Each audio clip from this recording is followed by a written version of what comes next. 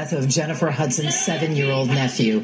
Our legal analyst, Thomas Glasgow, is a former Cook County State's attorney now in private practice, and he joins us this morning to take a look into what to expect next in this case. Good morning. Nice to have you here, as always. Good morning. So from your years of experience as a prosecutor, what is going on with this investigation right now? Because police have a person of interest in custody that they're calling William Balfour. He has not been charged. What's going on?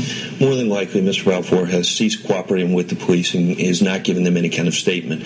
As a result, they're going to have to rely on other evidence in order to convict or bring charges against Mr. Balfour. The evidence as it stands is you've got the people in the home, Ms. Hudson's mother and her brother, who were allegedly shot through the door. The assailant entered, ended up taking the child. The child then was found subsequently in the Suburban.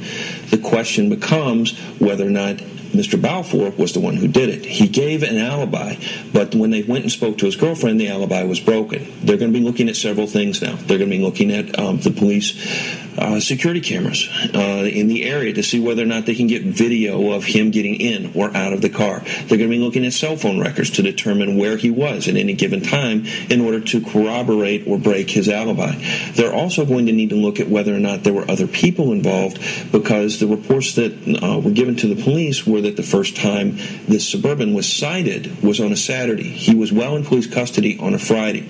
So is this a sole act of violence, of domestic violence, or is this a concerted effort by a group of people? So now, because he can be held right now for a parole violation, it's actually giving law enforcement more time to gather this evidence? That's correct. His parole is up on 5509. He was charged with aggravated, vehicular hijacking, and he was also charged with attempt murder. So he can be held about until April or so of this next year. They've got plenty of time to get the evidence together to determine whether or not they're going to bring charges in this matter. And when might you be expecting charges in this case? Considering the fact that you have a death of 2 or more people, you've got great heinous acts committed within the course of another felony, this is more than likely a death penalty case.